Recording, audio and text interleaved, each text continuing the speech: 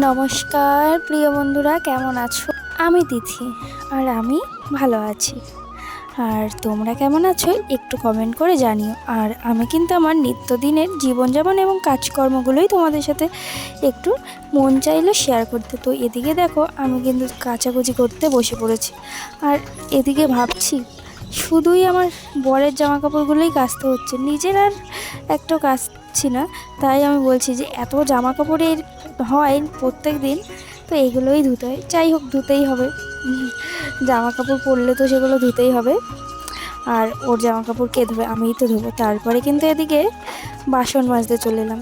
আর আমি কিন্তু নিজেই নিজের ক্যামেরাম্যান, তো ভুল ত্রুটি হয়ে থাকলে তোমরা কিন্তু ক্ষমা করে দিও। আর মাঝে মধ্যে কিন্তু আমার মানে কথার মধ্যে কিছু সমস্যা দেখা দেয়, তো অনেকেই তোমরা সেই কথাগুলোর শব্দগুলোকে তুলে ধরো, যে যেমন আজকেটাকে আমি অনেক আজকে বলি, সেগুলোও তোমরা বলো। তো ঠিক আছে, হয়তো ভুল হয়ে থাকে, তো কোনো কোনো সময় সেগুলোকে ঠিক করেই নেব।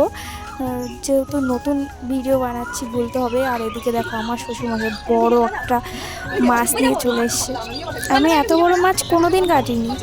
আমার যা রাগ হচ্ছিলো, যা মন খারাপ হচ্ছিলো যে আমি এত বড় মাছটা আমি কি কাটতে পারবো। তো দেখো, এত বড় একটা মাছ নিয়ে এসছে। যাই হোক, অনেক যুদ্ধ করে, অনেক লড়াই করে মাছটা কিন্তু আমি অবশেষে কেটে ফেলেছি। তারপরে কিন্তু এদিকে মাছ ভাজা করছি, মাছ রান্না করব। আর এদিকে ভিডিও করছি একটু। আর দেখো, গরমে ঘেমে একাকার হয়ে গেছি। আর এদিকে দেখো, চিচিঙ্গা ভাজা দিয়ে ভাবলাম যে মাছের মাথা দিয়ে একটু রান্না করি। তাই কিন্তু যেমন ভাবনা তেমন কাজ। তাই আমি মাছের মাথা দিয়ে চিচিঙ্গা দিয়ে একটু একটা তরকারি মতন করলাম। এটাকে কী বলে আমি জানি না, যাই হোক এটা রান্না করলাম। তো আমার তো বেশ ভালোই লেগেছে। নিজের রান্না নিজেই বলছি যে আমি অনেকটাই ভালো রান্না করতে শিখে গেছি। তো তোমরা কেমন রান্না করো একটু জানিও। আর এদিকে দেখো, আমি মশলা বাটতে বসে পড়েছি। আমি কিন্তু তেমন একটা ভালো মশলা শিলনোড়ায় বাটতে পারি না। তো ইদানিং দেখছি আগের তুলনায় অনেকটাই ভালো হয়েছে আমার মশলা বাটাটা। তো তার জন্যই কিন্তু আমি আর মিক্সার মেশিন ব্যবহার করি না। বাটা মশলা খেতে তো ভালোই স্বাদ হয়। আর এদিকে দেখো, মাছের ঝোলটাও হয়ে এসছে।